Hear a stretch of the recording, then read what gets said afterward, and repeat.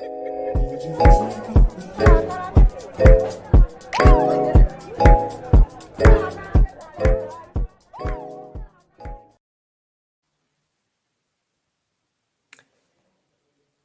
everyone, I am very pleased to be with you this morning on the theme of inclusivity. This is the theme that we are going to follow on the day. This morning we will have keynote speeches, and this afternoon we will have a roundtable directly from the Fab Lab YAC in Barcelona, who is a partner in the Shemix project I'm going to present. I'm Frédérique Thureau, and to start with this conversation, before Kerstin, Fiori, and Sue are going to give us insights about their speeches, I'm going to summarize a couple of challenges that are behind this in gender and innovation. As far as the gaps that we can identify for women in innovation, the very first gap is probably the wealth gap. And the wealth gap can be defined from two different angles. The first angle is the gap in the pay itself, which is today in Europe 14%. On average, which means that if I'm working now, I am working for free, because since the 3rd of November, I should not be working compared to my male colleagues. The second gap that we have is the employment gap, and this employment gap is 67% for women, 79% for men. So it makes a 12-point difference, which altogether with the 14% pay gap makes that we are in fact 35% poorer on average than our men colleague. But the most important thing is probably to understand what is behind this wealth gap. Probably there are, as you can see in this on your screen, on the blue box down, there are basic and factual differences. You know, if a woman does the same work as a man, she's not paid the same. And in the yellow, on the yellow figures, we can see that there are segregation effects. It seems to be normal that women can do lower paid job, that they can work less than there are typically the people that can be part-time workers without any other consideration. And that's typically gender segregation effect. And at the crossroads between the two, there are, of course, sectors and occupation differences, which means that some sectors or some posts and companies are not allowed to be occupied by women. So the second gap I wanted to talk about is the innovation gap. If I take these figures about the World International Organization for the Patents, we can see that only 29% in 2015 of the total amount of patents were given by women. This is not reflecting the innovative minds of women whatsoever. So even if we can criticize these figures and say that maybe men deposited the patents instead of women, and women were not credited for that innovative thing. At this pace, it's only in 2058 that we are going to reach the parity in terms of patents. What is behind these figures? Behind these figures are barriers to innovation. And you know most of them. You know that fewer girls and young women are going into STEM education. STEM education is science, technical, engineer, and math. You know that there are glass ceilings in companies, and this is very much illustrated by this drawing on the right-hand side, where the more you go to the top, the less women you find. We know that there is inequality in funding and supporting women. For example, in France, if you apply for private company fundings, out of 10 applications for men, 9 will get funds. The same ratio would be 1 woman out of 10. This is absolutely unfair. Plus the fact that, of course, they are not going to get the same amount of money because we don't buy Porsche when we ask for funds from private companies. And also we know that there is a range of, there are categories of gaps which are explained by stereotypes and intrinsic biases, which Kerstin is going to develop later in her keynote speeches.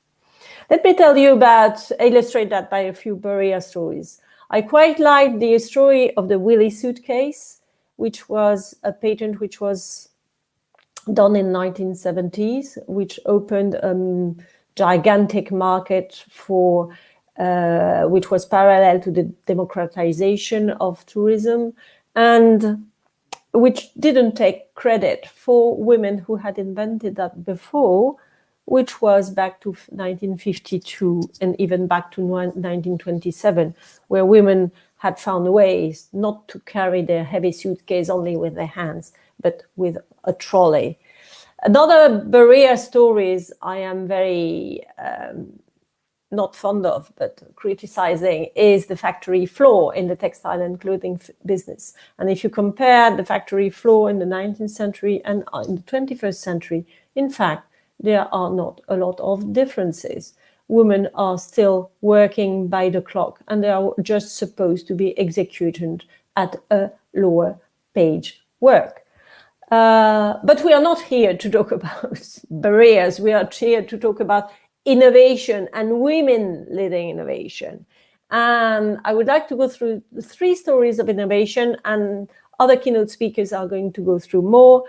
The story of this Ethiopian creator of solar bells, I'm not going to try to pronounce her name, who was using crafts from Ethiopia to reuse old tires to make footwear, and to do that with the community and redistributing the profits of that successful brands to the community itself. I would also like to emphasize the work that Camille and Laure for Fairly Made have been doing for a couple of years now, and who are part of the TCBL network. They have had a pitch in the TCBL pitches in the last week, I believe, and who are doing lots of services and innovation to help brands to get manufacturers that are more engaged into equality, social innovation, and sustainability.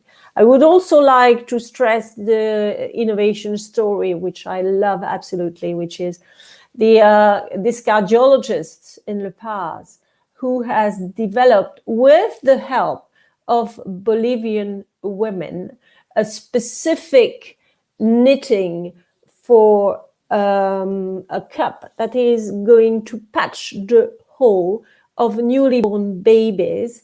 And this is so thin and so personalized that only the hand and the tradition of this Bolivian woman can do that and can achieve that. So I have a dream, which is we have a potential for innovation. And we have a potential of innovation because in the European textile and clothing industry, we are lots of companies, lots of people, lots of women. And if you just add the 51% of women who are working in textile and the 87% of women who are working in the fashion industry, then you get nearly to 1 million potential innovators who are already there, without counting, of course, all the other people around. So on the basis of that context, I wanted to introduce the Shemix projects, for which we are TCBL, the coordinators. This Shemix project, our main goal is to empower future female innovators of the sustainable fashion industry through inspiration, skills, and network. But this empowerment, this is giving the confidence, this is giving the skills to these women, which is important to us.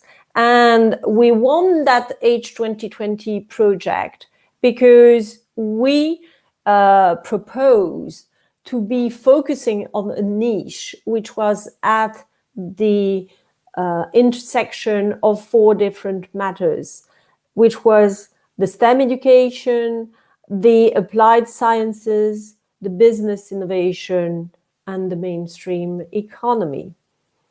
So this was helping. This was the niche that we believed is going to help women to jump from just learning about techniques and innovation into doing and making a successful business thing. For that project, we gathered a network of 10 partners who are building that project with us and who are coming from 7 different countries in Europe, some of them more active in different issues. And all these 10 partners are coming either from the Fabricademy network, which is a network that is linked to the Fab Lab movement, and that has had 75 alumni since it has been created, and that has 1,000 hours of learning material, which is available for open, collaborative, hands-on practiced innovation. These partners are also coming from the TCBL ecosystem. TCBL ecosystem is an ecosystem where there are TCBL labs who explore future avenues on the textile and clothing business. We are 64 labs. We have 7 different models of labs, and we have 17 projects currently running and developing in the course of time, adding one after the other, still increasing. And to be in this ecosystem, we also have nearly 250 active companies who are there to test and refine with us the ideas, the prototypes, and that will help these ideas and prototypes to have a really proof of concept and proof of business to go live and to help small companies develop successful business. In this project, we were using a method on 3 pillars. The 3 pillars are the learning paths, which we dedicated to 3 age groups: the young ones below 18, the middle ones between 18 and 25, and the older ones above 25, with different objectives for each of the age group. And that was the curricular intervention. We also have an intervention which we call innovation services, which is engagement of the women innovators, because we know that innovation is not enough if it is not supported by engagement from the community, from the businesses, and from other labs support in multi-lab projects.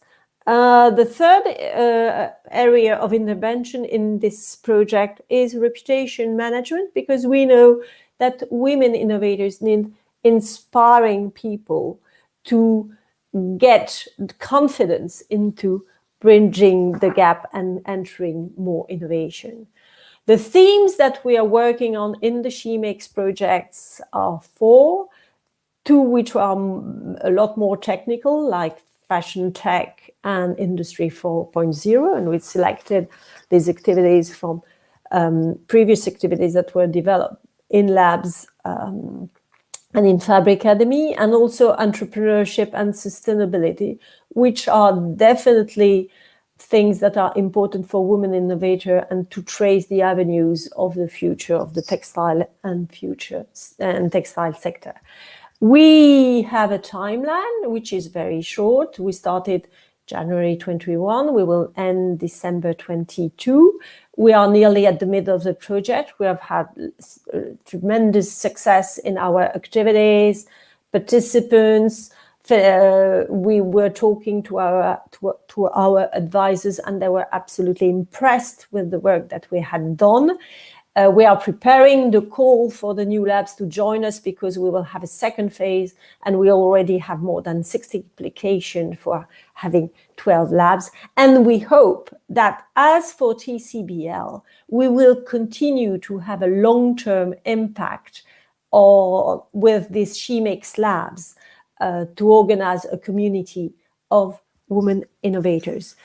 And that's it for this presentation, this introduction of this day. We had 4 days, circular, creative, local, and inclusive. And this morning we are talking about inclusivity. We will have Kerstin Junge, Fiori Zaferopoulou, and Susan Renton talking to us about their insights on gender and innovation. And when we'll have this afternoon, starting at 5:30 to 9, this roundtable on women weaving the future of textile. I would like to close this introduction by announcing that we will develop the Eric Barchechat Modernity Prize. Eric was a very valuable contribution to the TCBL project. He was very concerned about modernity. He was a very free spirit. And because he passed away after TCBL ended, we decided that companies, objects, initiatives would be launched to define what modernity means. And we will announce the prize later in the year. And we hope to have the winners for the conference in November 2022. Now the floor is to Kerstin.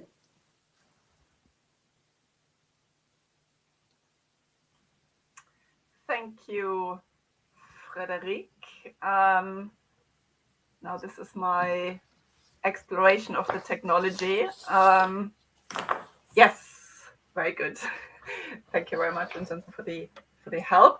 Thanks, Frédérique. I thought this was a very rich and thoughtful and thought-provoking scene setting, both of the challenges that women are facing in their lives and work generally, and specific to the textiles and clothing sector, and a lovely introduction to Shemix, because that, of course, is our ambition, isn't it, to change that situation and create a sector that is more inclusive. So I am following your talk by sharing with everybody the vision for Shemix, for a more gender equal textiles and clothing sector, but perhaps as much as the vision itself, the process and the thinking behind coming up with the vision, and how we've used theory, and specifically gender development theory, to help us think through, substantiate, and finalize the vision statement for our project.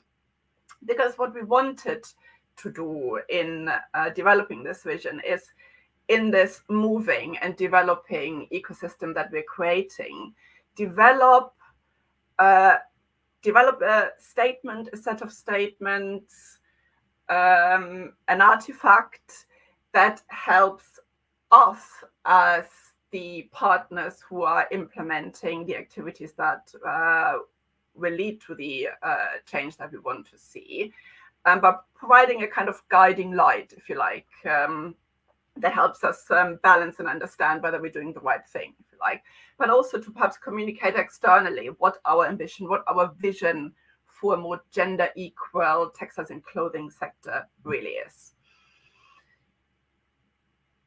So what I wanted to share is the story, if you like, of how we came up with that vision. And Frédérique, your stats at the beginning were quite helpful and sort of quite interesting, because they did remind me when I first started thinking about conceptualizing and thinking about the approach and the process for coming up with the vision, of a conversation that I thought with one of my organizational development consultants, who's got decades of experience of working with quite complex problems. And he said many wise things to me. One of the things he said is the anger has to come out. And I'm sorry, the animation doesn't quite work on the slides. So the anger has to come out, and I think the stats that you share kind of do speak to and kind of make us question where are the emotions and how do we feel about these inequalities.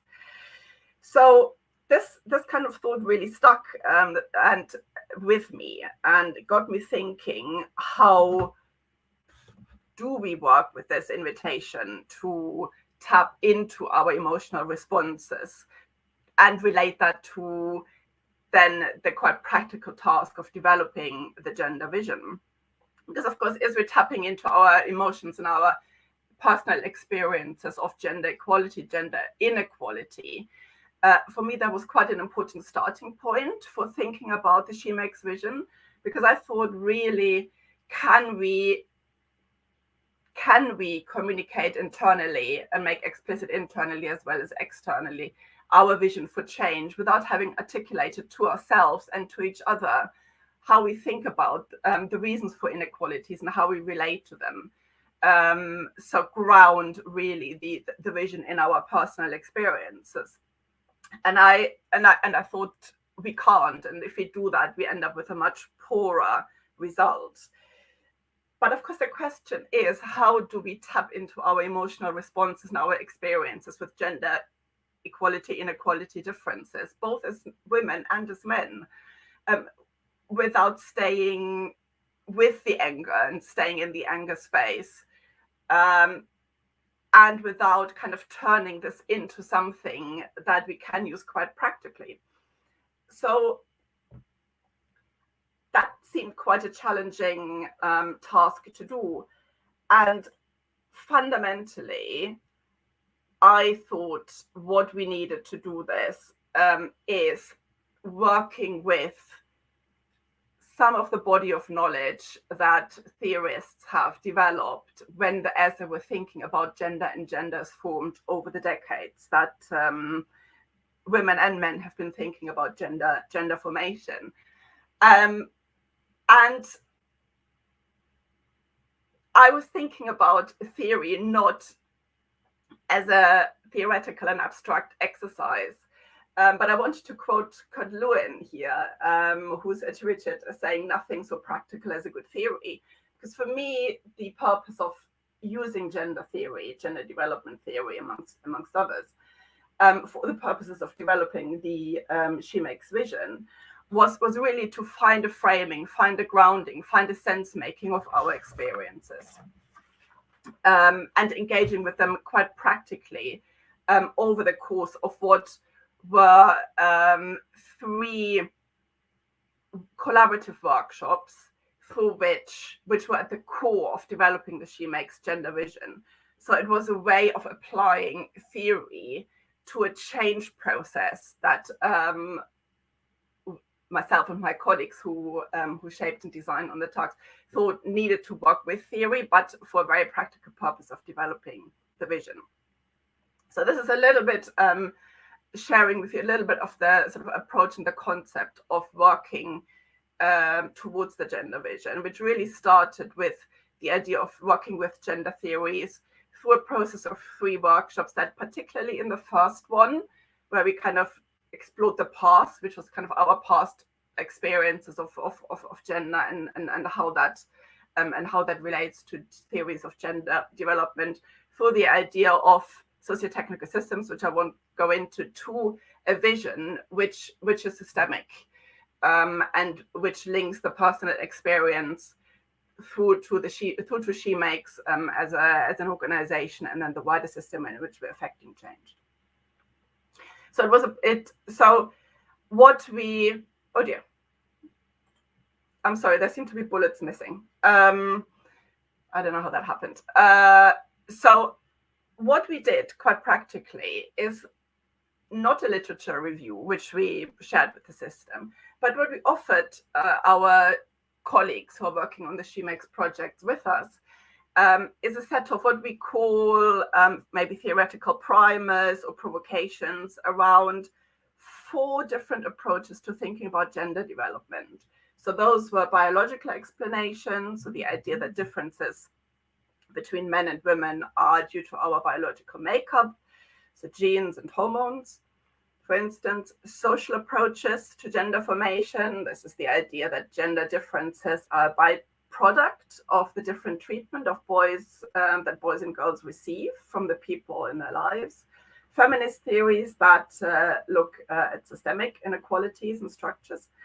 And then something we call new perspectives on gender. So ideas about intersectionality, so the coming together of different oppressions, and questions around binary, non-binary gender questions. So, and through this workshop process, initially explicitly, project partners and colleagues were invited to engage with these ideas, and they were free to select the kind of approaches that they wanted to explore, on the assumption that that process of selection in itself would give us a clue about affinities and interests in particular approaches.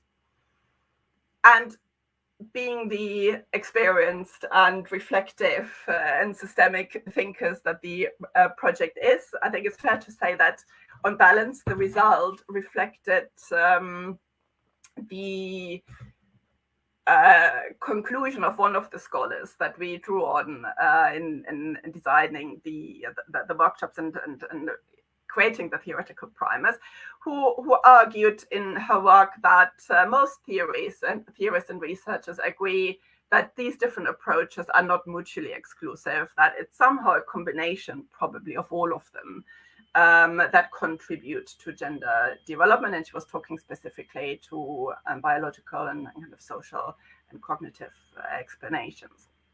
I think it's fair to say our discussions were in line with this assessment. However, what was very interesting, and this is what I wanted to focus on and highlight in this presentation, is that sort of the golden thread that wove through the discussions was really showing colleagues quite a strong affinity with the idea of social learning theories to gender development. So social learning theories to gender development emphasize that we are learning gender roles from observations. So by observing others and by experiencing the feelings and emotions and experiences resulting from these interactions, both in terms of gendered behavior and also what happens if you behave in a non-conformist way. So if girls show more boyish behavior, for instance, or boys show more girlish behavior, and what happens. And that this learning happens through the systems and groups around us. So that's family, that's learning settings, that's work, that's friends, etc., but also through symbolic models. So this is how people are represented in books and films and TV and others. And we've really found these ideas reflected both in colleagues' assessments and experiences of gender differences at present. So the picture on the right, so these pictures come from the workshop series as artifacts that people collected. So the idea of role models came up over and over again, and the importance of modeling behavior for girls and women that is different. So creating opportunity and creating opportunity in images that show sort of a different way of being, if you like. And conversely, and this is and Frédérique and I both love the image, so I've showed it again and slightly differently. visions and ideas for a gender system that creates different images and symbols for women's roles in it. So, for instance, that image of the Bolivian women using their skills to apply to heart surgery, and creating opportunities for women to work together in safe spaces to learn different ways of being as women, if you like. So these are just a couple of examples. So how did we then translate this into a vision for Shemix? And this is the artifact I showed at the beginning, and you see it's a vision which quite consciously is looking perhaps and in some of the phrases that it used tries to be simple and yet not hide the complexity of our change aspiration as a consortium.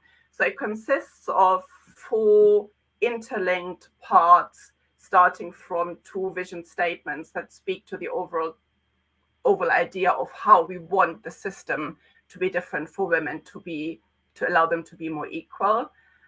Goes on to communicate and make explicit who we are working with and who the actors are in the system, and then speaks to the systemic nature of the work that we're trying to do by thinking of the gender vision of Shemix as a vision for a work system which promotes and enhances gender equality, and so speaks to both to the kind of tasks that Shemix as an ecosystem is supporting and creating and involving women in, and how our game changers and our audiences are relating to them and are engaged in them. And this is really the idea that both, if you like, the rational work and task aspect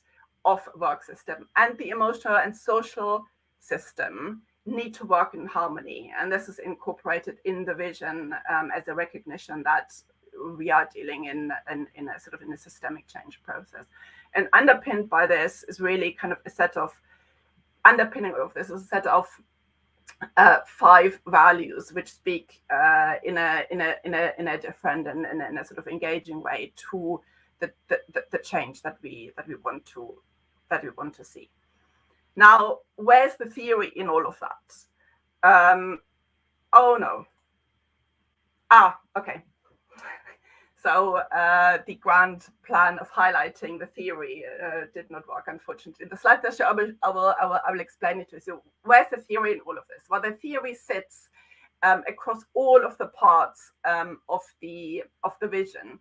So it's incorporated in phrases like the orange parts that speak to the togetherness, the collective change. That and the collective nature of the change that we're looking to see. It is embedded in the purpley bit that is Shemix at work in the nature of the task formation, which supports female spaces, which supports role modeling, which speaks to taking risks, all elements of a vision for using social learning to create a better work system for women, and it's incorporated in the values of collaboration, for example, and experimentation in a similar way. Social learning is not the only theory that fed into it, but it's the one that I wanted to highlight, and the gender vision speaks to other ways of thinking about gender to reflect the discussions that were very, very nuanced and sophisticated. So to conclude this story, if you like, with some reflections maybe on the value of the approach and working quite explicitly with gender theories in the process of creating it, it seemed to me quite clearly evident that the value of working with gender development theories in the process of creating the visions was twofold, really. It means that the vision, whilst made as simple as it can be, is substantiated, is grounded both in the experiences and the vision and the change aspirations of the Shemix consortium as a whole. So there's a theoretically based substance which informs the vision, which felt an important thing to be doing. And by making this theoretical substance explicit, I think it created a buy-in and a consensus, if you like, around the partnership, which makes it easier as we're continuing to explore how we can use the vision and operationalize aspects of it. Created an important foundation for this work.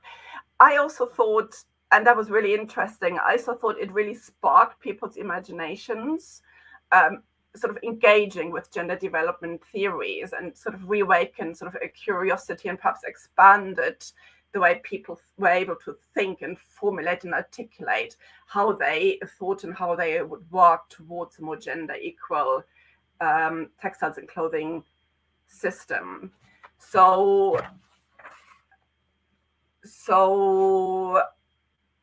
it was a process which showed, like, that making theory practical can have beneficial effects for the people working on it, and then for a final result.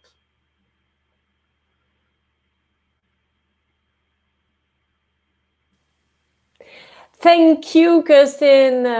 Thank you for this talk. I love your "nothing is more practical than a theory," and also I love all the work that you've been doing to make this thread throughout the Shemix project, and reawakening our curiosity and our emotions about that subject. Thank you very much. If Fiori is here, can she be on stage, or otherwise we will have Sue? Vincenzo, any news on that?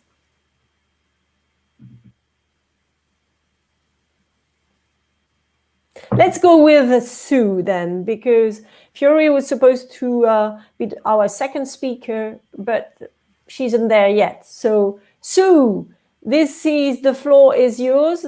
Tell us about your marvelous examples of the Future Fashion Factory. Thank you very much. Okay, I'm just trying to work out how to put my presentation up. There we go. Yes, so we're coming at this from a slightly different angle. We're a project that sort of sits on the academic industry boundary. So we're very academic facing, and we've got a couple of practical examples of interactions to share this morning. So I'm going to just position slightly the Future Fashion Factory, what we are, what we do, and then we've got a couple of other people here as well. So we've got Rebecca, who's a micro business within the Yorkshire area, and a very talented weaver and entrepreneur. And then we've got Gilda, who is speaking from Leeds City Council. One of the things that Future Fashion Factory is very embedded in our local ecosystem.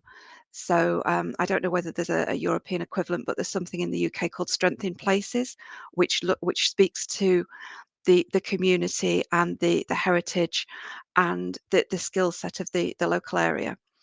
So Gilda's going to come up with some details on what Leeds City Council are doing in this field. Right, okay, so moving forward about the programme. Future Fashion Factory is government funded. We've been a quite a long-lived programme. We still are a long-lived programme. We were contracted in late 2018 and we run through to 2023. The remit of the Future Fashion Factory, we're one of 9 creative industry clusters that have been funded across the UK, and we're here to do absolutely everything that we can to support our cluster and our sector. So our sector is fashion and textiles, obviously, which is why I'm here. And the cluster, the geographical area, is based upon loosely the Leeds City region. So this is the traditional heritage mills of Leeds, Bradford, Huddersfield, but we're extended out to the rest of the Yorkshire and Humber area, because obviously if you start mapping supply chains, bits of the supply chain fall slightly outside that initial cluster. So that's sort of what we're trying to do. As I say, we're anything and everything to support our sector. And if I just move to, oh, hi, Rebecca. Right, Rebecca and Gildred both just joined on the screen, which is great. Thank you. So if I just move on to this slide, and again, it positions the activities that we do, and then it will lead into what I'm going to say about Rebecca and introduce Gilda. So because we're industry facing, we started off with a sort of an inquiry to our partners that were early on board with the programme. And we said to them, what are your challenges? What do you think are going to be your pain points over the next 5 to 10 year period? This was obviously pre-COVID and pre-Brexit, but I think that these still hold true, if not more so. So we've got 5 core research themes. There are 2 of those 5 that I think underpin absolutely everything else, and then 3 more that are more specific and focused. So the 2 that underpin everything are the skills and education, which feeds very nicely into quite a lot of the gender perceptions that Shemix is looking at, and the circular economies. So we're looking at sustainability and impact and everything that sort of sits around that. The other 3 are digital aesthetic communication, late stage customization, and the use of big data, so artificial intelligence, data-driven design. So those are our 5 core research themes. Future Fashion Factory has academics working on some of the more fundamental questions around these areas, but then each of these themes feeds up into our responsive R&D calls and our strategic brokerage activity. Now, the responsive R&D is more of the industry facing, so it's only available for industrial applicants. They have to work with an academic, and it has to be innovation that's going to move the sector forward in some way or another. Rebecca has supported one of these projects. We're about to look at the AW Hainsworth and Yorkshire Textiles led projects that Rebecca worked on, and is also a micro that's applied to this and has benefited from some of our networking out of the strategic brokerage, I think is fair to say. So that is positioning things. So moving on to Rebecca as an example, a really great example, I have to say, Rebecca, of a innovative entrepreneurial lady that is very skilled, very technically aware, and very forward thinking. So in this role, this is looking at Rebecca as an employee within AW Hainsworth. And within this project, we were looking at taking some of our community assets, so working with Leeds City Council, the museum at Armley, looking at some of their really old jacquard, both card and paper coding strips. I mean, Rebecca will tell you the proper word for it when we get to the Q&As, but the way that the pattern is coded to go into the jacquard looms. So Rebecca disentangled this, decoded it, recoded it so that it could be used within a modern loom, made some design tweaks, I believe, but minimal design tweaks so that it would be accessible to a modern audience. And then it's gone into the AW Hainsworth sustainability plan, because what the whole purpose of this was to look at bespoke short runs from a sustainability, waste reduction, efficiency point of view for the company, but also really crucially especially for this audience in this context, is that it made those designs and the luxury quality cloth more accessible to micro designers and female entrepreneurs, again, people that are really wanting to do something different, something sustainable, and move the sector forward. So it all sort of came together in a great sort of a synchronous serendipity, I suppose. So at this point, we've got a video to watch, which I believe is going to miraculously appear for you, because I don't think I can start it.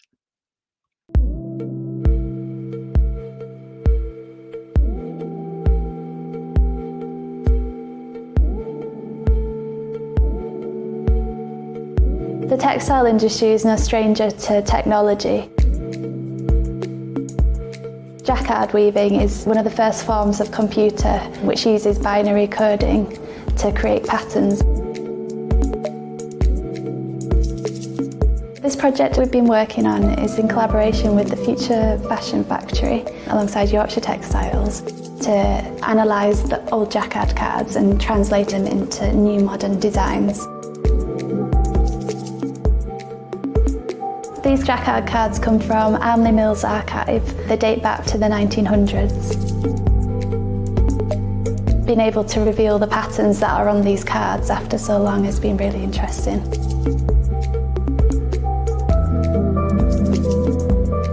Being from Bradford, I'm naturally inspired by the textile industry. It's got so much culture and history, which is still going on today. My granny was a pattern reader in a Bradford textile mill, so it's been really interesting seeing the processes she would have gone through. The goal of this project is to create opportunities for designers to make bespoke runs of cloth to show that the textile industry is capable of adapting to customers' needs, doing shorter runs which are used more thoughtfully. It means that there's less waste, it's more sustainable.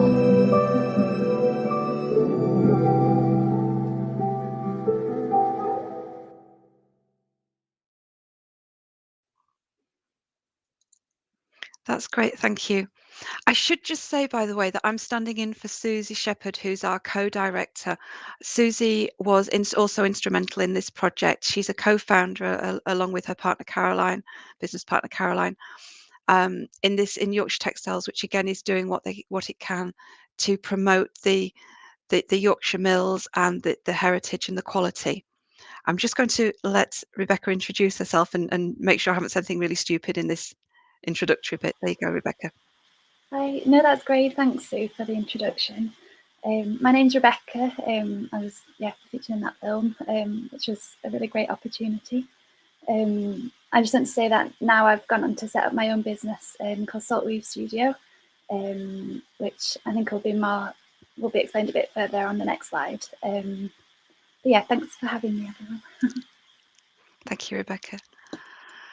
So, right, okay. I am very sorry. This is where the technology and the fact that I'm standing in for Susy lets us down very slightly, because I must admit I'm not as familiar with this slide. I do know that part of the brokerage that Rebecca has been taking advantage of within FFF is as a network, we've put various designers, various mills, various craftspeople in touch with each other. And if you look at the central part of this slide, so there's a dress here, and then there's a throw in the right hand side. So Rebecca as Salt Weave Studio has been making these throws, and we connected Rebecca and a sustainable clothing brand called Cunnington and Sanderson, who I think have been recently featured on Jour, so you can find them if you're interested.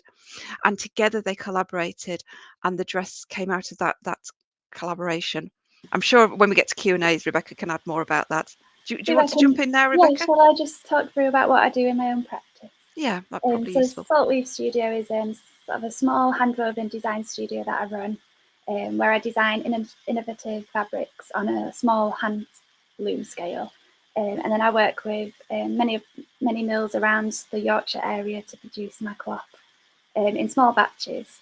And I work with a lot of local companies and collaborate. Yeah, for instance, this dress was beautifully made by Cunnington and Sanderson for Future Fashion Factory, which has been a really great project.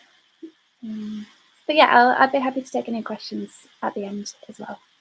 Thank you. Brilliant, thank you. Right, I will move forward then. So getting back to the Shemix network, TCBL network and collaborative opportunities. So Future Fashion Factory is connected with TCBL via one of our partners within the Future Fashion Factory project, the Textile Centre of Excellence based at Huddersfield. And through the Textile Centre of Excellence, we've been speaking with Jessie and the team for quite some time, looking at the connectivity. We've just actually applied. We're one of the 60 out of your applications for your 12 places, Frederica. So hopefully you're going to look kindly on us. This slide's just basically in here to give a bit of a context to some of the work that we're doing within the community and looking at the sustainability angle and the making a difference to our place, to our strength in places calling again. So Zero Waste Leeds is an initiative that's been active within the Leeds City region for quite some time. I know Gilda can give you some more information on this. And one of the things that we've done is we've been working via a couple of our academics, PAMI, Sinha being the sort of the driving force behind this, to support things like zero waste design, getting across the message about the need to recycle, reuse, etc. Future Fashion Factory actually, as we went into lockdown, so the first summer, so summer 2020, we ran a zero waste competition and we awarded prizes and we helped people digitize their collections and shift from physical sales to e-retail. So we gave us prizes, sort of 360-degree photo shoots for the winners. That was really interesting and brought forward quite a lot of, again, innovation. And the vast majority, I think Cunnington Sanderson are the single actually exception, the vast majority of applicants were female to that. The picture at the right hand side of this slide is from a community not-for-profit group. I think they're a registered charity as well, called Leap One, and they work with adults with learning disabilities. They've actually been working with PAMI to look at starting their own clothing brand. PAMI's been supporting with some of her master's students, PhD students, and the new clothing brand is depicted here. It's called AND Clothing, which stands for Abilities Not Disabilities. So this sort of leads us nicely on to the relationship with Leeds City Council and the different sorts of things that we're continuing to work together on and to support. Gilda has this fantastic insight into micro businesses, the Leeds City based design network. We've just got some ideas about secondment to maybe enrich that data set and develop opportunities and actions to give more depth and breadth to that relationship. So I will click to the next slide and just let Gilda take over from here. Thank you, Sue. And hello, everyone. My name is Gilda Smith Lee, and I work with our local authority, which is called Leeds City Council. So as a local government organization, one of the main things that we really wanted to do was to ensure that we support projects like Future Fashion Factory that really lend richness to the heritage of Yorkshire in terms of textiles and fabrics and just the heritage around all of the mills that we have here, because a lot of excellent manufacturing and innovation comes out of this region. One of our main focuses with Future Fashion Factory was really around creating a new generation of designers, that were not just skilled technically, but also, combining digital skills to move into the new business opportunities that were available for manufacturers and also for micro designers, which is what I do in my day role, mostly is around supporting micro businesses across the spectrum, but also that covers fashion businesses to scale and to grow sustainably. Okay. Now, as you can see from my slide there, we know that women are underrepresented in our workforce in many of our key sectors. So for example, if we look at things like transportation, financial services, manufacturing, IT, and communications, we can have a look and see there that, you know, we're hugely unrepresented in these sectors. And that's a problem for us, because it means that when we leave a huge segment of our society out, then, you know, that lack of diversity and inclusion creates massive gaps for us. I mean, what I'm sharing on screen here is I wish we'd done it ourselves, but we haven't. It was done by a bank called NatWest, and it was really geared towards looking at what hinders women entrepreneurs from accessing opportunities or even starting their business, because we have a lot of female entrepreneurs who think about starting, but they never actually complete and follow up on that idea. And there are a number of reasons for this, really. It comes from not having enough funding.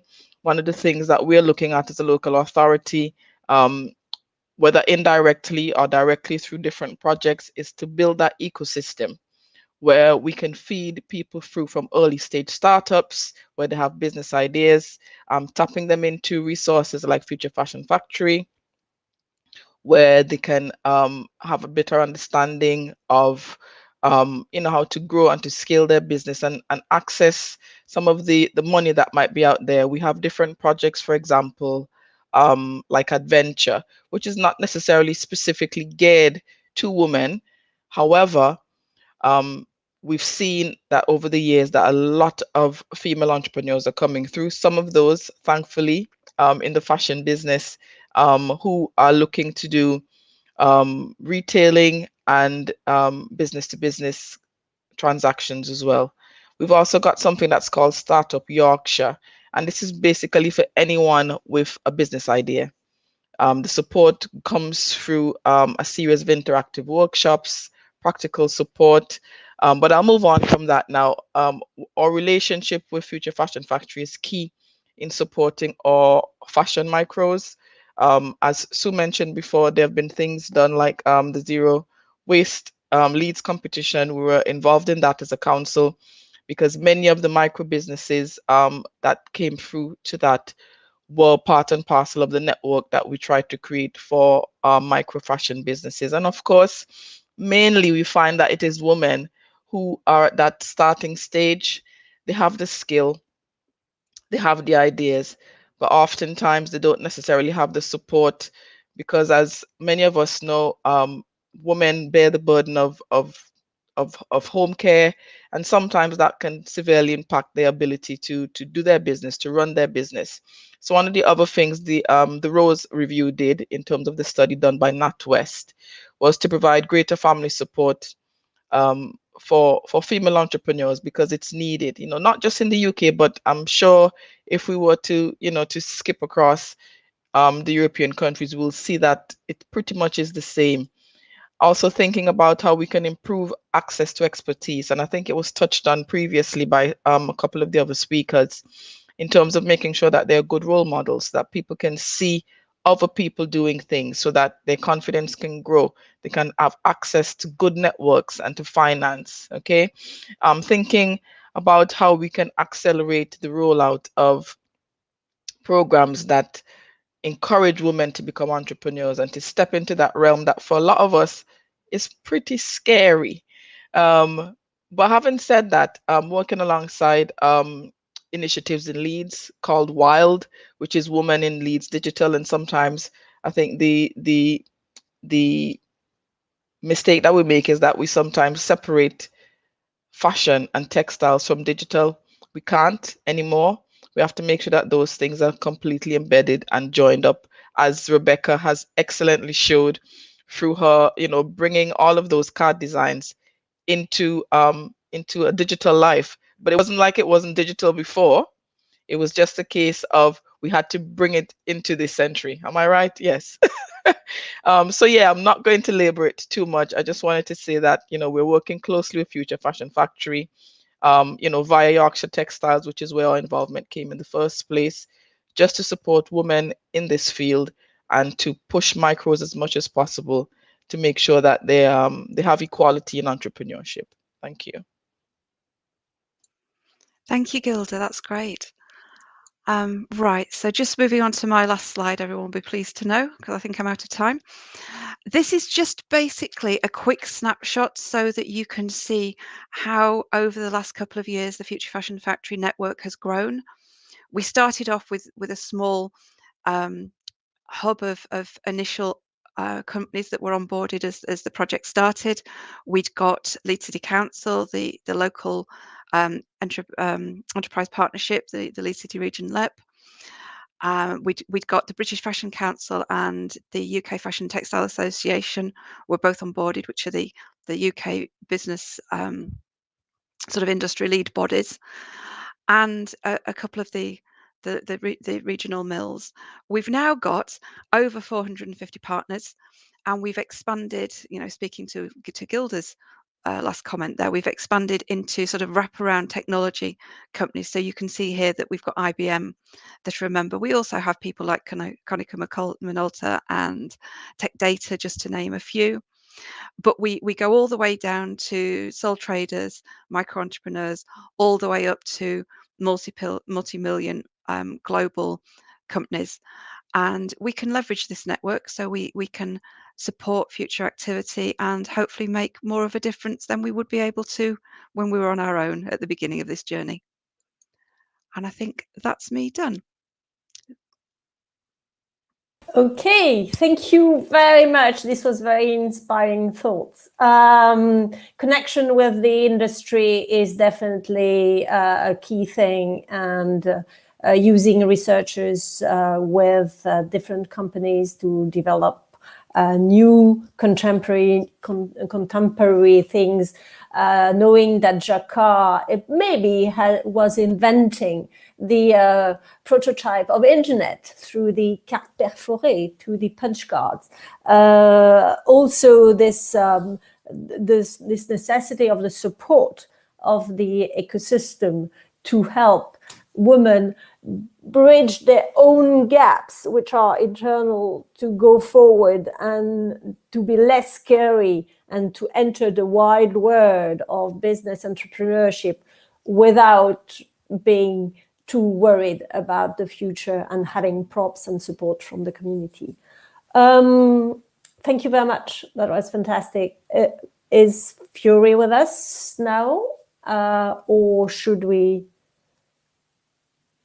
Thank you. Fiori, the floor is yours. There is a nice link between the A and D and your work. So thank you. Thank you very much. Okay, so I would like to start with, we're going to discuss about a case example of ethical and sustainable fashion and integration of women victims of human trafficking and risk of exploitation. And that example is a social fashion factory, SOFA. I would like first to start with a video that describes the startup story of SOFA back in 2017. So let me see.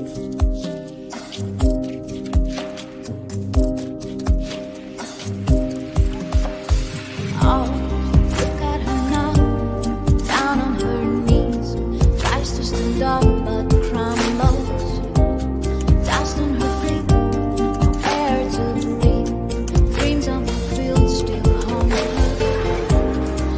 To make blink, voices within, forward to distant places, back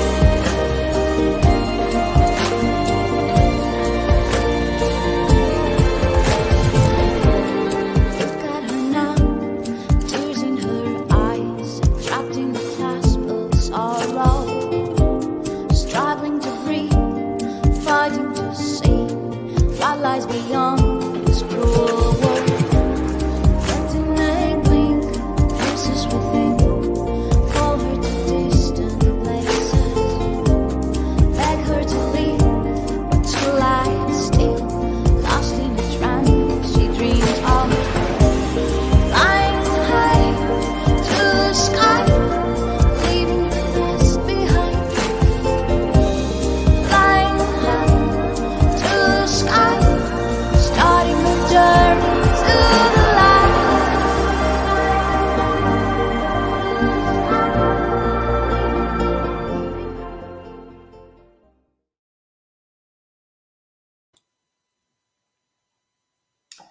So what you saw in the video is snapshots and from the first shelter of survivor victims of human trafficking that we entered with our household machines at that time to manage to integrate them into employment, into work.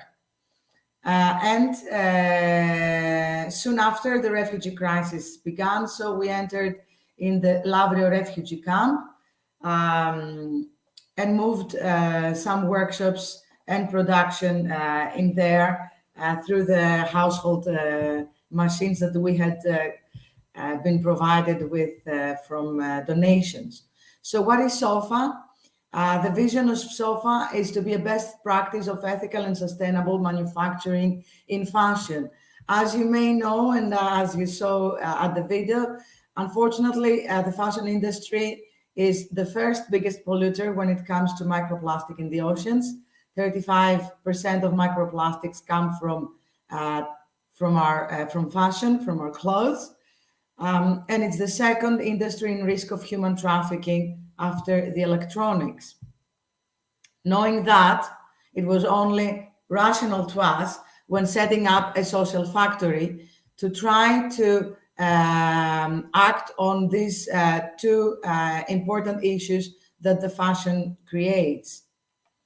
So we are a tailoring studio, a tailoring production studio. We produce made to order for brands, for sustainable brands and companies with great social and environmental impact. So what is our purpose? How do we create this social impact? Our purpose is the empowerment of women victims of trafficking. We try to help them become self-reliant and to be able to have their own resources to achieve their long-term goals. There are 40 million people today living as modern slaves. Of them, the majority are women, and 1 out of 4 are children. Only 1% of this population is actually saved. And from this only 1%, the 80% gets re-trafficked due to financial vulnerability. And that is why SOFA is trying to offer work integration and employment to this population in order to help them stay off the streets and away from traffickers, being sexual trafficking, being labor trafficking. And also we have women that were victims of child marriages. 15 million people are the population. And how is SOFA creating an environmental impact? So SOFA from the beginning has created a big database on sustainable textiles and tries to control over its carbon footprint. So very fast to see, this is about our social impact. So we try and we measure the impact on our beneficiaries, on their health, mental health, physical health, and other parameters. Also our environmental impact, and this is through zero waste processes. This is through being local and thus controlling on our carbon footprint. This is by trying to be circular, by using recycled textile from the industry. And production islands is a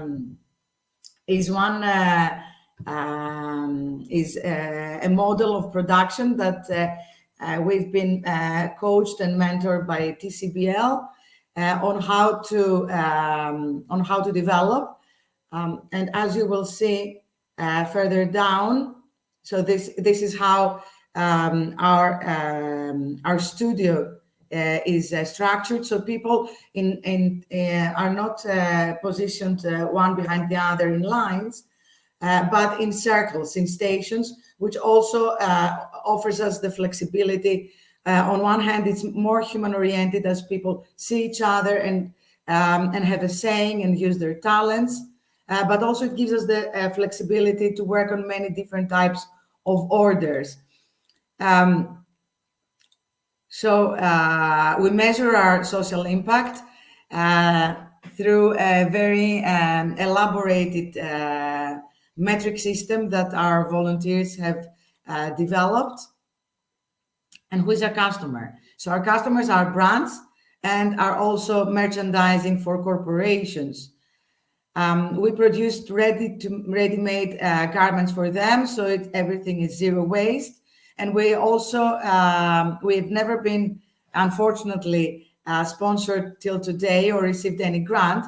So training begins only when an order has been received. Some of our customers, like Lefko from Singapore, like this football kit that we did from recycled plastic. Our philosophy, we've been very much supported by media all over the world, and that's very good to know. Though this model was very early on, and we haven't been able to actually attract the breadth of brands that we would like to. And that is why SOFA has also created its own brands. That is the footwear, Zita, and Wear Your Origins. This is how we are structured, our business units, and the recycling unit and mending unit is something that we would believe will be very much in need in the future. All these years we saw that, please tell me how much time I have, because I think I don't want to run out of time. All this time we realized through the women and beneficiaries that we integrate into SOFA that some of these people had the talent to be designers or were actually designers back in their countries. And this is why just before COVID, we started working with 3 of our beneficiaries, Shafi, Click, and Mamadou, to support them to create their own collection inspired by their culture. Unfortunately, COVID stopped that, but it gave us also the opportunity to work more and elaborate this new program of fashion design. And through our 17 volunteers that we had last year, we created Wear Your Origins. Wear Your Origins is a program centered on women. With our minds on our planet and our souls on women, a new brand is born. It is a luxury cultural brand, but it is actually a social brand that integrates and empowers women. And this is through, and this is by asking who are the designers of this brand. So the designers of this brand are 30 women that are selected through Wear Your Origins Award. These 30 women, half of them are women victims and the beneficiaries that we support from the NGOs that we work with. So we recruit from 29 NGOs that provide all the first support to survivor victims and to refugees. So these 15 women will be matched and mentored from 15 young designers from all over the world. The 30 women are supported to create a capsule collection, an ecological capsule collection, inspired by their culture of origin. So our garments narrate the story of women, of any woman, from any period in time. That is the social impact. The environmental impact is that, and of course, the capsule collections are manufactured in a SOFA studio by the beneficiaries, tailors and seamstresses. And the environmental impact is that now with Wear Your Origins, we are trying to go one step further.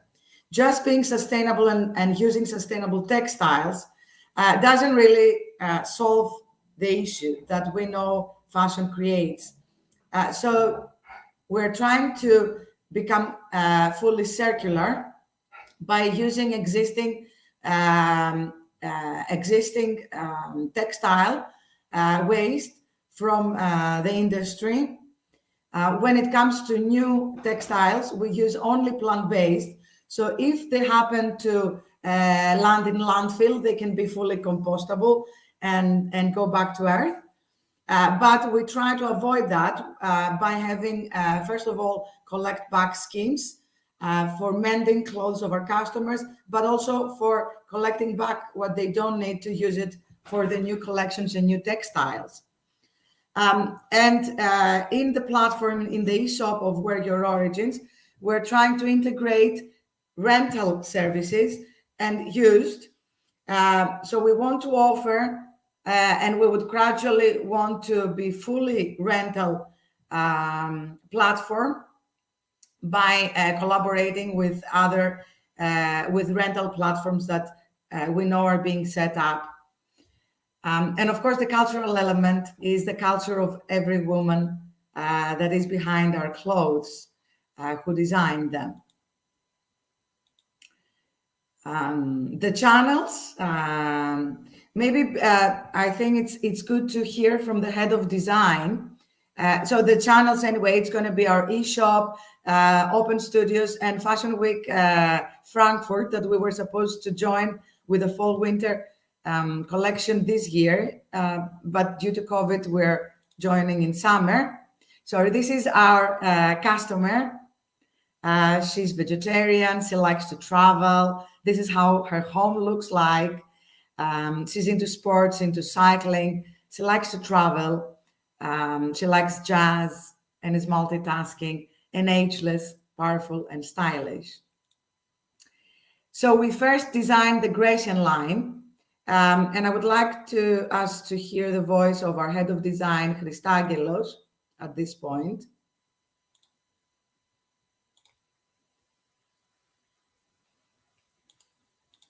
I don't know if we can. Hello, my name is Christangelos, and I'm the head designer of Sofa. My muse is every woman who wants to highlight her feelings and not only her appearance and her outfits. The color that signify the most my vision, my aesthetic, is of white. It is the color that calms me down, and for me it's the color of the nature's purity. The word is clarity, for the way that Sofa works, for the people that constitute the program, and for the inspiration that gave it to me. Talk less, do more, and smile unconditionally.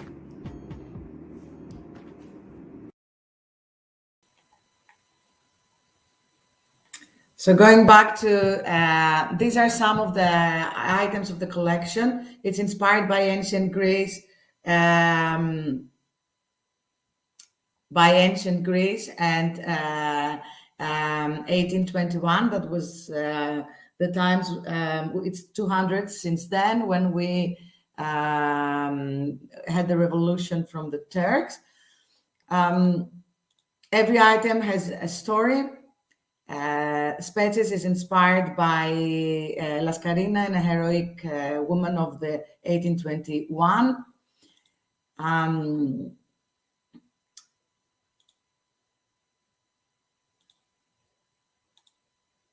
So Wear Your Origins Award, through which it's going to be launched very soon, in about a week. So you can follow Wear Your Origins channels to see the announcement of the award. We have a very big pool of mentors. TCBL is also supporting from all over the world that will support these 30 women to create their own capsule collections. a very big press and media support from TV, radio, blogs, and it runs under the auspices of the culture of the Ministry of Culture and the City of Athens. This is the team. Thank you very much. So yes, let's move on to some questions. I think I've talked enough. Well, thank you very much, Fiori. Of course, you are also a daughter of Fashion Revolution. So, in line with Fashion Revolution, you are creating the where are your origins. So that's fantastic. Thank you. It was a very nice input. We can start the discussion with the people, and throughout the different presentation and keynotes that we had this morning, I had a couple of reflections.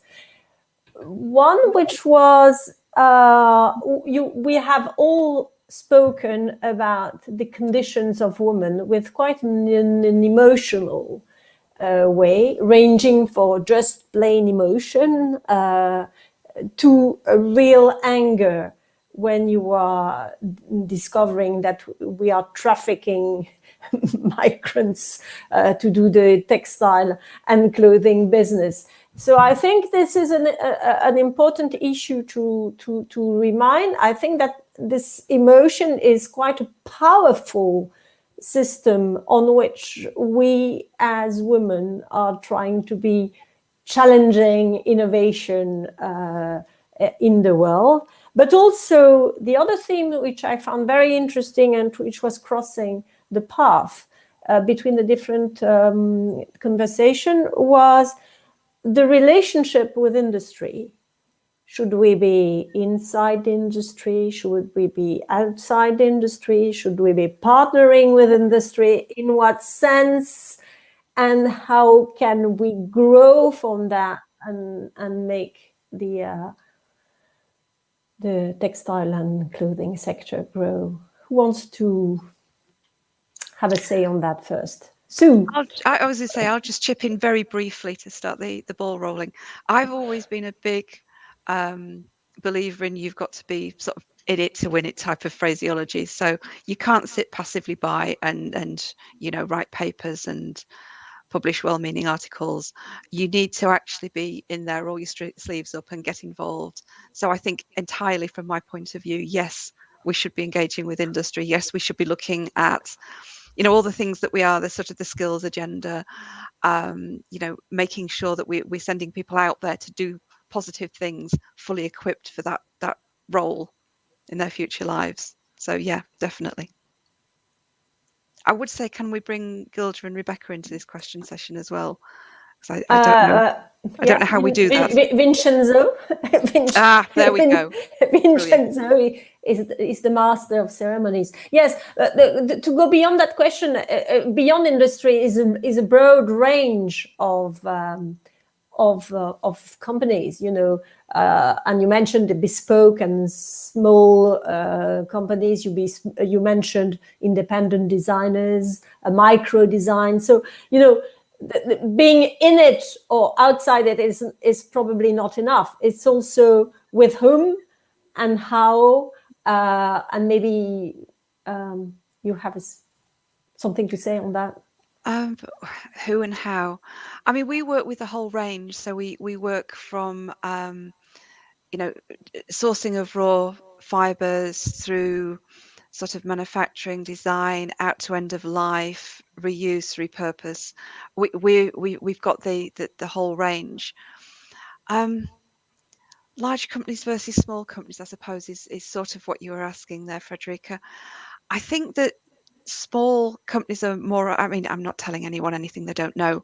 They're more agile, they're more responsive, and yet they've got less absorptive capacity, so that they find it more difficult to sometimes find that headspace that's needed to rethink. But on the other hand, there tends to be more passion and more willingness to change. And looking at the larger companies within our organization, it's not that there's not the willingness to change or the passion there. It's just it tends to be buried under several layers of red tape, which makes them still receptive but less agile. So I'm not sure where I would start really, if that was the question you were asking, how to engage. I mean, what I suppose we're doing from an academic point of view, it's like a stealth attack. What we're doing is we're looking at embedding the ideas and the concepts that are coming out of sort of the industry academic interfaces that we've developed within Future Fashion Factory, feeding them back into our undergraduate, postgraduate, and also our CPD, so our bespoke training courses, and then sending those sort of like stealth soldiers back into all sorts of different ranges of businesses, and then you sort of spread the good word, don't you? So does that answer your question? It is not. I don't have a right or a wrong answer. Well, no, but, you know, it's a thought. Does that give you a thought? Yeah. I may step in the discussion. Yeah. So to be honest, the industry is hiding behind a very complex supply chain, and is now trying to hide away by greenwashing through sustainable textiles. So we cannot. To me, the whole issue lies with the customer. So it's the customer that has pushed with it for this enormous change, and enormous change is happening the last 3 years in the fashion industry, and brands know that they need to change. And we have H&M claiming that there's a sustainable brand, and we have luxury brands claiming that they're changing. But we need to ask, as consumers, who made my clothes is not enough. What's in my clothes is not enough.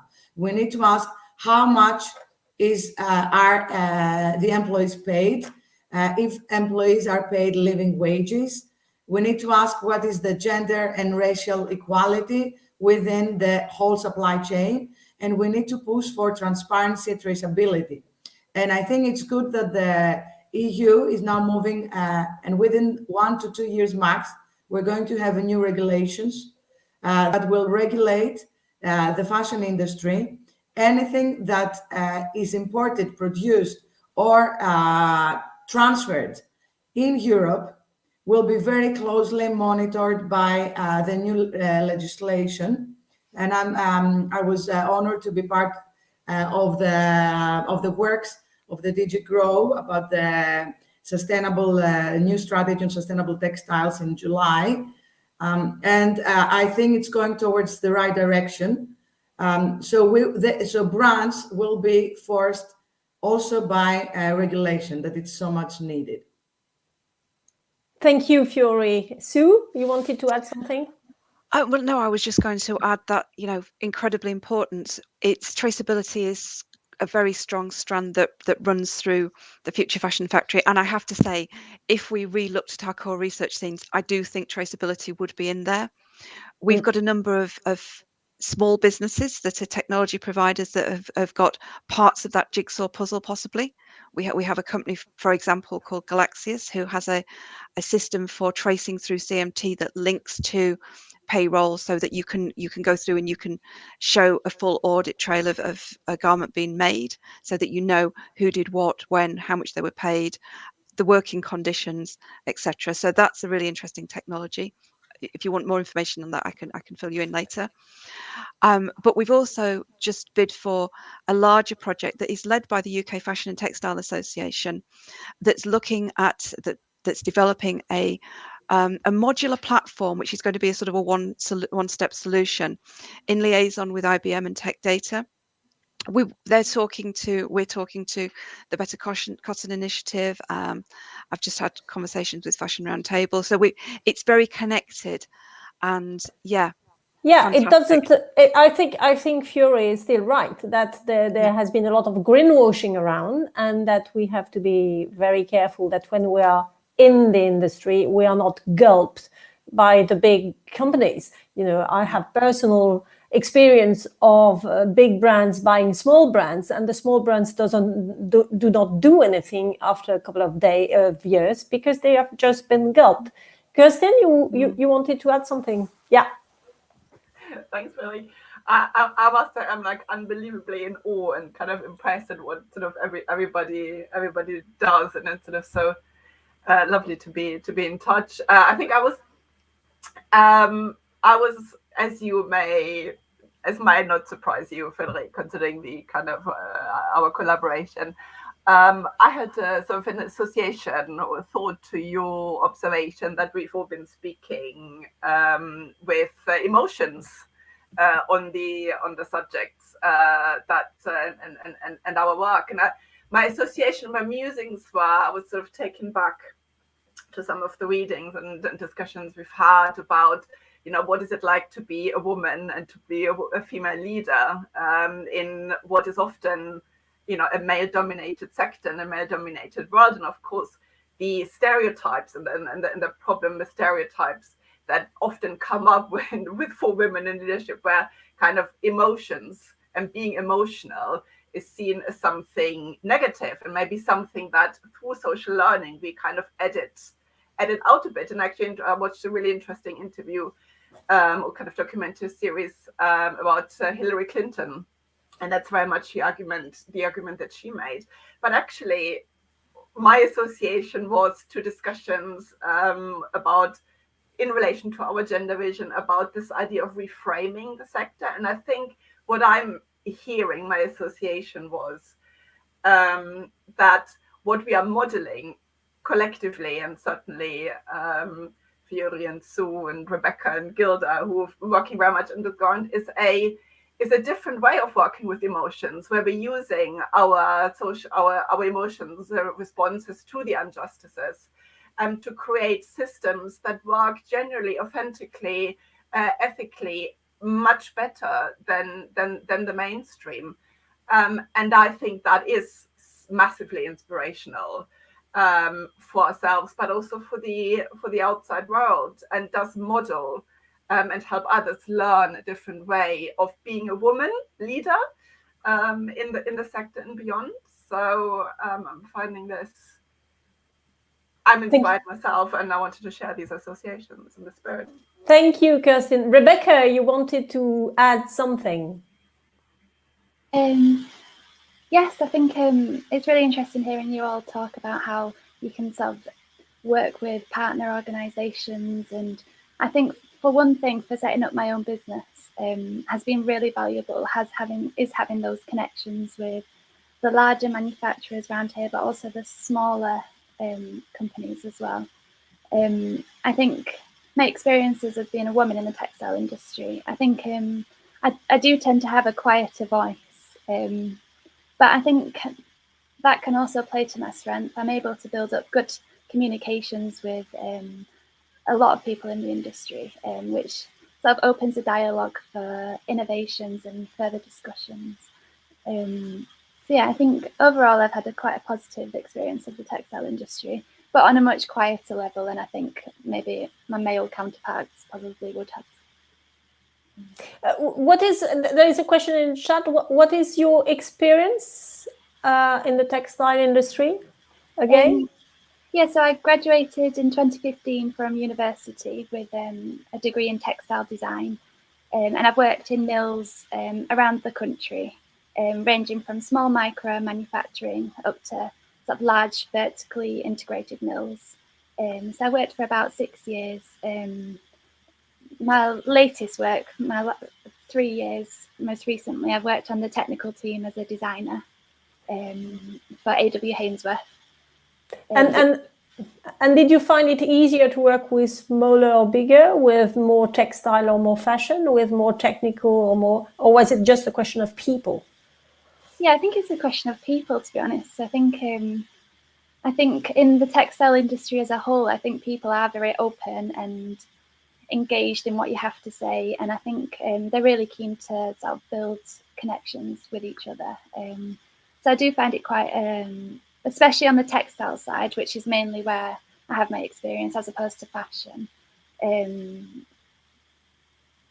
Yeah, I think it's been everyone seems to be really nice to work with. Gilda, you wanted to add something? Oh, I was just going to say, actually, going back a little bit to, is it Fiori? Just to make sure I get your name correctly. Yes. About pay. I think one of the things that we sometimes miss in sustainability and thinking about all of the things around circular economies and so on is what people are actually paid for their roles. And sometimes you might have an organization that on the surface presents itself as very inclusive, very forward thinking, etc. And they may be paying the real living wage to their staff. But then when we move into things like their supply chains, that doesn't exist. So for me, if we're staying on the theme of inclusion and making sure that women have equal opportunities in work, part of that is moving them out of that in-work poverty. That sometimes we find that people are employed, across all sorts of sectors, but especially in fashion sectors, but they're constantly shackled to that job because they can't move, because they don't get paid enough. Sometimes they have to juggle jobs. As a woman, as a wife, as a leader, as I consider myself, it's sometimes difficult to wear all of those different hats to make sure that we keep all of the plates spinning. And it goes back to things again like how women access finance, or how a woman is treated when she pitches an idea for, to angel investors and so on. And how that is received. And sometimes I think in my own experience and listening to the experience of other women coming into industry, it's sometimes we're almost people are almost looking for holes to pick in our theories or projects and our ideas, as opposed to allowing us to take some of those risks and being able to put their money where their mouth is and support us and give us the opportunities in flexible ways so we can build and grow and scale. So one of the reasons I'm really proud of being involved with Future Fashion Factory is that, we're trying to explore some of those things. I'm always pleased to see micros soar. I am probably more on the side of the micro businesses because I think that's where the real innovation starts. With bigger organizations, as Sue mentioned, there's a lot of red tape. It's a bigger wheel to turn. So they can't pivot and they can't change up their processes as quickly as a smaller business can. I mean, that's not to say, of course, there's not a space for our bigger industries, because we need them, but we also need them to not just change their processes, but change what happens across what we see in terms of their leadership, so that women can see that there's not just a place for them on the shop floor, but there's also a place for them to lead those organizations as well, or companies. But then on this is the association to me is that how can we manage to have this alternative network of SMEs weave together and make sufficient space to be a really leading wheel into changing the whole sector? How do you see that from the point of view of Leeds and City Council and things like that? Well, if I can just sort of bob in again, maybe just a point to start the conversation. I think that's what we're all doing, are we not? That's the whole point of these types of programs, the TCBL, the Shemix, Future Fashion Factory. We're all here to be, to stimulate and convene, if you want to phrase it like that. So to aggregate the fantastic potential that's out there in some of maybe the smaller players, and to give them a voice and to bring people together. So a recent example, there's a call out from the UK government for doctoral collaborative working. Now, an SME on its own can't do that, but a group of, I don't know, half a dozen SMEs with a particular focus can. They can come together and they can access that. And that's what we're here to do. We're here to convene and facilitate. Thank you. We have another question in the chat, which I'm going to read. I see women having a more future-oriented view of the textile industry. Are men resisting more losing power or losing control of their future? Who wants to start answering that? Now, I'm not even sure if I can answer that. I just chuckled when I saw the question. And, I think sometimes what happens is that in these discussions, it becomes a good versus bad. And I don't want for us to set men up as these evil tyrants that that want to keep women in a corner. Some are, but in my experience, the vast majority are quite forward thinking. But I think the issue is, oftentimes we women are women speaking to ourselves, and it's not necessarily that. In some men might resist, but I think sometimes it's bringing them into the conversations and sharing with them some of our ideas and sharing with them some of the things that we want to do to change, to make things better. And this is not to make them obsolete, but to improve. So I don't necessarily think it's about them losing control of their future, but I think it's for them to make space for us, to make a room for us. Because if we look around, a lot of the times when women are leading conversations, we're speaking to ourselves, which is good because we need to make sure we have role models and so on. But at the same time, we need men to come in to show that they have an understanding and we can teach them, and going back to, I can't remember your name now. Sorry, black and white top here. I need to go to the Kerstin. Thank you. Sorry, I've got us on full screen and all the names have disappeared. Going back to what you're saying about our emotions. Now, I don't see that as a weakness. I think that's a strength that we can bring, because that's part of the inclusivity, isn't it? So, interesting question. Probably didn't answer it, but I just wanted to throw my thoughts into the ring. Yes, it's not about playing the good versus the bad. This is true. Who wants to add something for that question? No? I think from, even from my experience, even if we teach them and even if we interact with them, it takes a long time between the approval that we can make things together with diversity, inclusivity, emotions, and things like that, and translating that into actual behaviors. And this is why I still believe that we have to practice, we have to be very secure about what we want to achieve. Otherwise, we are losing these strengths when we want to assert. And there are lots of examples of, women claiming for raising their salary. I have an image in my mind with a man is having a big scale. He's asking for $10,000 more, and a woman is asking for $500. And the human resources manager says no to the woman and yes to the man. So, it's we have to be aware that we need to know our own blind spots and our own walls.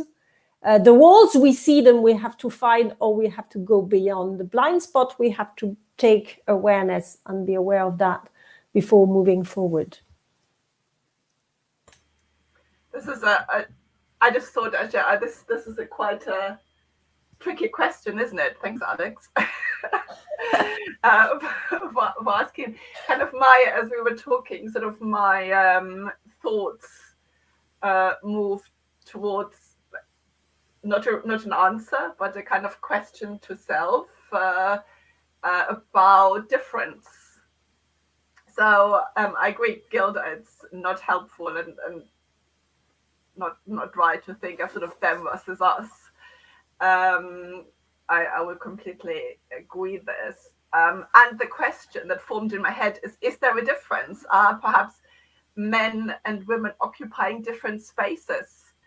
At least in part, when thinking about the future, and are perhaps differently innovative or focus in different areas, and how do we come together and how do we recognize those differences and how do we bridge them in order to accelerate and transform how the sector works for everyone's benefit.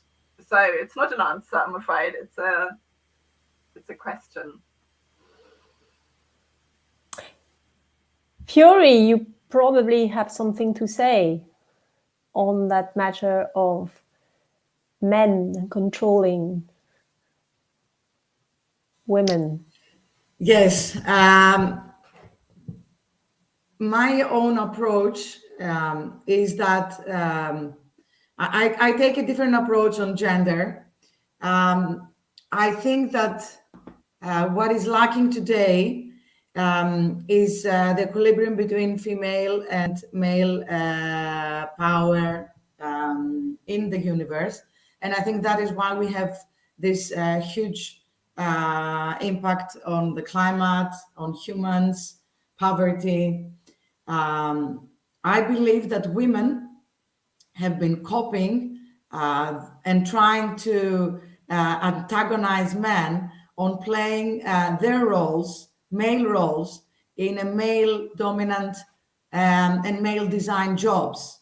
So I believe that women should forget all about this world and these roles and positions, and let the men play what they're good at.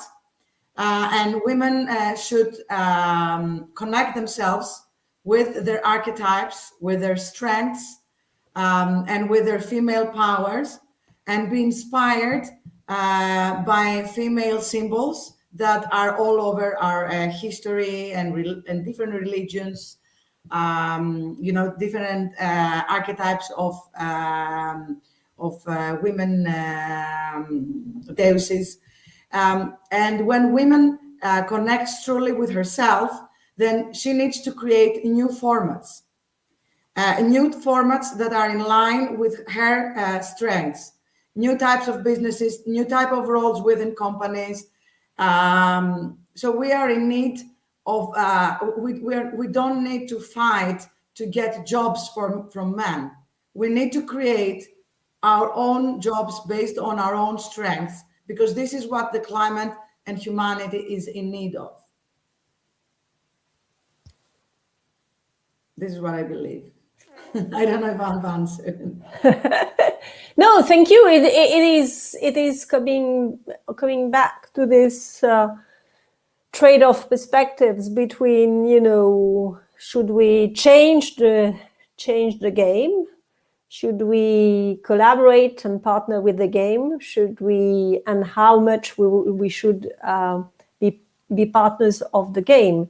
And I think you of course, we have different views on that. Then being successful about having an impact in the textile and clothing business is my next question, because even if we have these connections and these models which are different, how does it really have an impact? Should we have in mind the model of our own brain, where 85 billion euros are just moving independently, and if you are giving an order to your brains, and if you ask one chief officer to gives you the right decision, it will take ages before the 85 billion neurons can do the thing? Or should we envisage to have things which are more independent in small teams connected together, like the neuronal system? Sorry.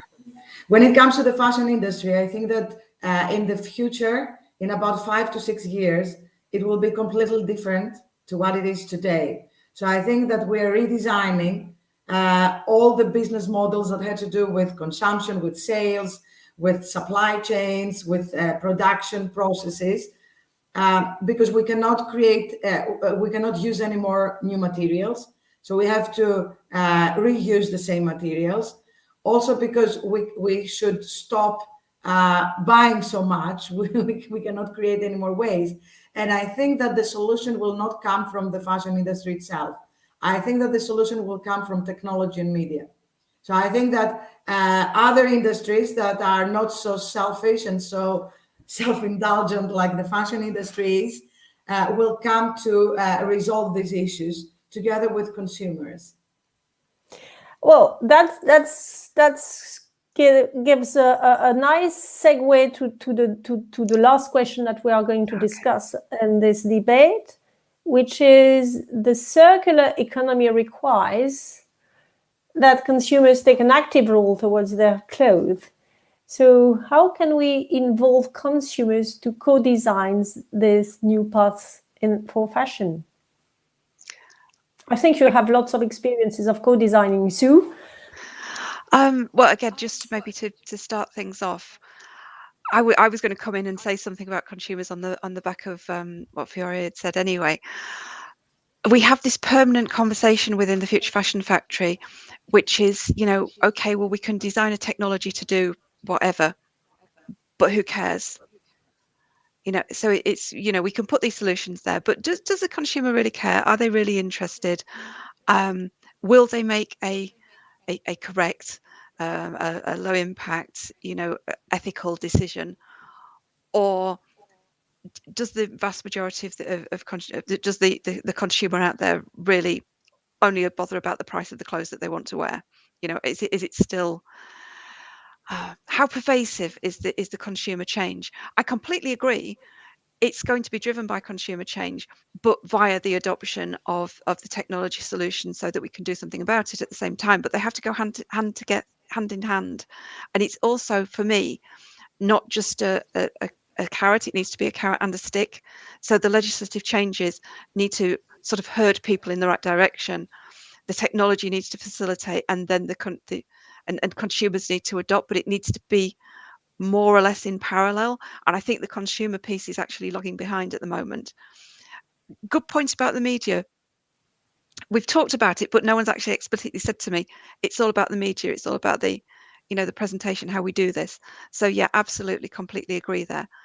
I've got lots of examples of things FFF are doing, but I'll just sort of leave the comment there and then let other people jump in.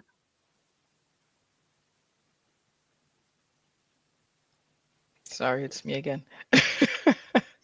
Yeah, just I suppose going back to the consumer side of things, I think, and I'll speak specifically for Leeds because that's where I think I have probably the more information on. I think we have a huge amount of work to do around educating consumers around circular economy, sustainable reusing, upcycling, because businesses want to stay in business. They want to trade. They want to make money. That's why they're in business. But at the same time, we are in a climate emergency. And, as Fiori said, we can't keep making new things, so it's about repurposing a lot of the stuff that we have now, but changing consumer thinking around wearing something that may have been pre-loved or may have been made from a particular type of fabric or reused fabric or what have you. Because oftentimes, if I suppose if we did a survey of, just generally, it might be a case of us going out to young people, especially to say, okay, what are your thoughts on fashion? Do you care where your clothes come from? And as Sue said, or do you just care how much it's going to cost you to buy, to wear? So it has to go hand in hand. And I do think we have a lot of work to do in terms of changing people's perceptions of how we consume fashion. Yes, I think so too. And I think that part of the explanation is also something we don't quite think about regularly, because we think about the material, but coming back to the innovation, I think consumers live a conflict because they have always been used to wearing clothes and materials that were natural, that were archetypal, that they are covering. You cannot go naked in the street, particularly when it is so cold. But at the same time, the visibility of innovation, which is polluting the planet, is not visible. It is invisible. So in fact, it is not only education about, climate change and so on, but it is also changing the symbolism of a piece of cloth, which is produced differently, with so much invisibility in it. that it is difficult for people who have been wearing clothes since the beginning of the humanity to grasp that, and this is part of the blind spots that are identifiable into using, producing, manufacturing textile and clothes, and for which maybe there is a role, we have a more active role to play. Any reflection on that? And there's perhaps, I do wonder, speaking from a role of thinking about these issues through a gender lens in this setting, and I do wonder whether, in terms of consumer involvement and how that's being done, there is a gender angle to that. Is it girls and women who are interested, and that's a stereotype, but it might be fact. I don't have to. You will be better placed to know the stats.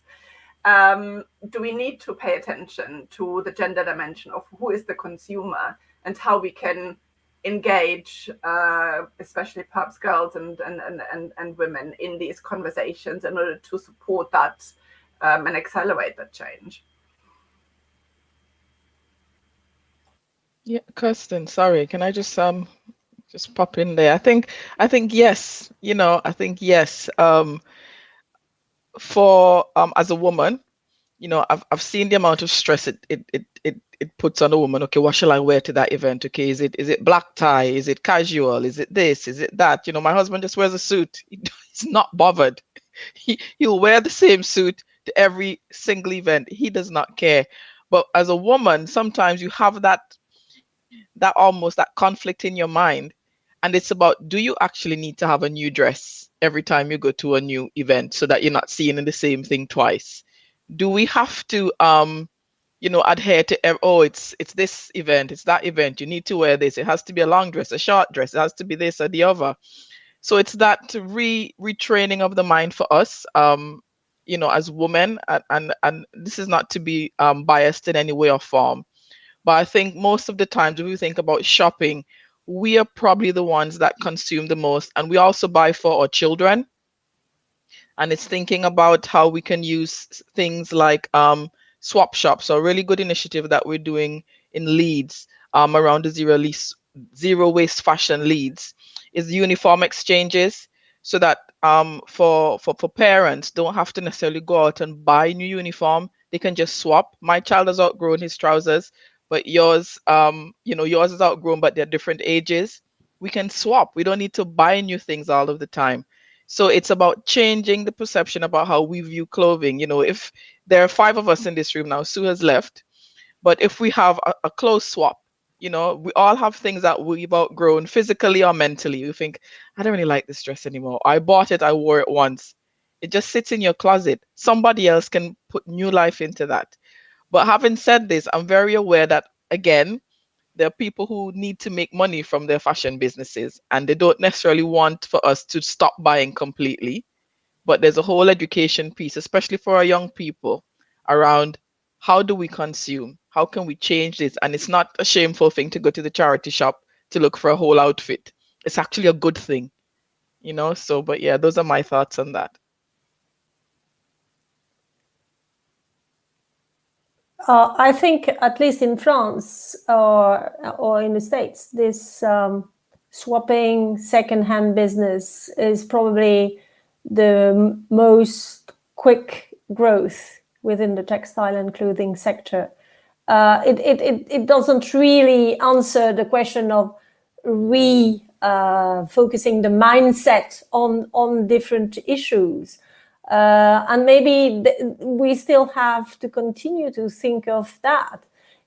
Again, not playing one against the other, not playing the basic uniform against the fashionable, the fashion star, but maybe being more diverse and being more subtle into acceptance of a look and feel, which can be at the same time regular and at the same time different depending on moods and occasion, but not all occasions, not all the moods. To be started reducing our cupboards from clothes. Fiori, maybe you wanted to add something on that, or shall we summarize in one sentence? No, I'm very much in line with what Gilda is saying, and I think that the turnover, I mean, circular fashion doesn't actually threaten the turnover and the income that brands can make. I think that there will be a reskilling of the workforce. So instead of making new clothes, they will be mending existing clothes. They will be refashioning clothes. They will be recycling existing textiles to use for new clothes. So I think that all the supply chain can be kept as it is. I mean, the same people can work. They just need to do different types of work. And also the used clothes and the rental can be through the brands themselves.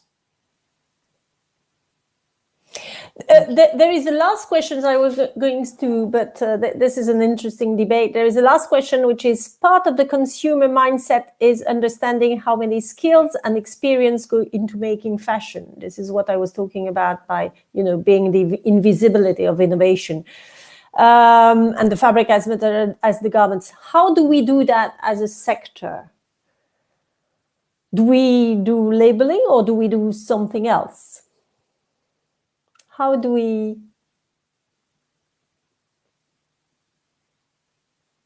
Sorry, what was the question again?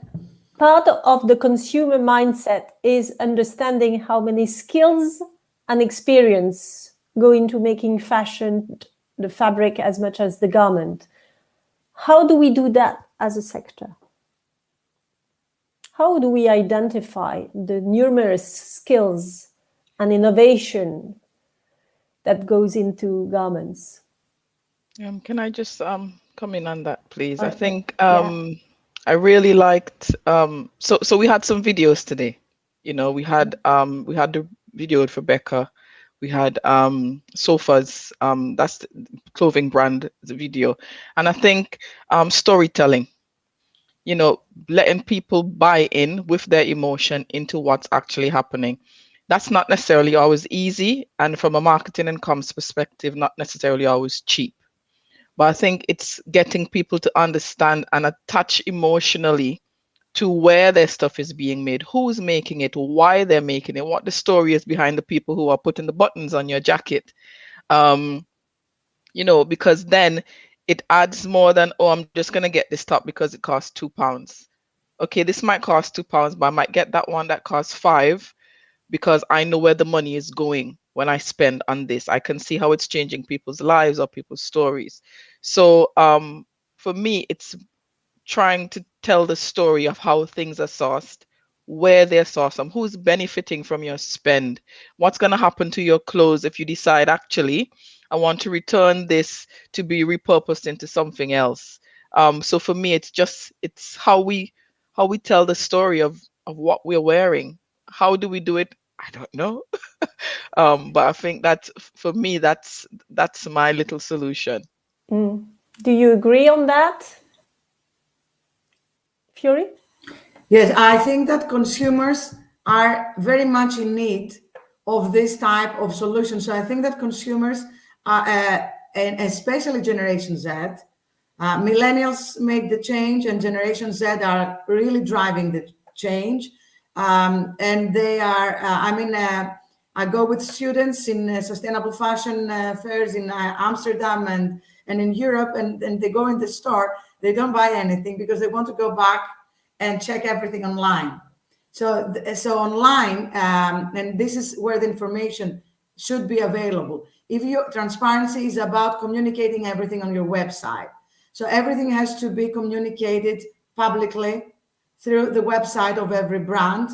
And consumers are really reading and want to know more about that. And I think that they care about climate. These children and these new people, new consumers, they have inherited this chaos in terms of social injustices and human rights violations and climate and planet. And they want to see change happening, and they are the ones that are pushing the change. So I don't think that the industry is actually pushing the change. I think that the consumers are pushing the change, and the industry are, and the innovation is coming as a reaction, because consumers are actually getting, stepping up, creating their own brands, creating their own textiles, creating their own concepts. And we need, another solution is that, I don't know if the brands will exist, the ones that we know today, and the retail chains. In 10 years, maybe they won't exist. So I'm not sure if things will be the same. And we've seen that change in other industries as well, like the music industry and the film industry. And also we need jobs in Europe. We've been saying that as SOFA for years now, and it had to be COVID to actually make countries realize, and you're listening now to the UK and Sweden, that they're creating factories. So that's also very, very much important. Okay, thank you. I think we have to wrap up. Unfortunately, we are above timing. Storytelling, transparency via websites, new generation of consumer making telling, and a final word on gender and one final word on gender and innovation. One more advice, Rebecca. I'd say visibility is the main focus. Visibility. Gilda? The future is female. The future is female. Fiori? Connect with your female power and live with higher consciousness. Wow, that's a motto. Kerstin?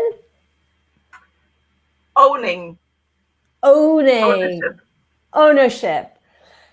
Connectivity, ownership, storytelling, making people conscious, changing the mindset. Thank you very much to all of you. It was really a pleasure to have that discussion.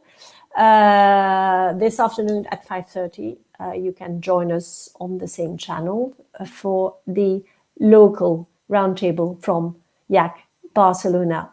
Thank you very much. Indeed. Thank you. See you. Bye. Thank you.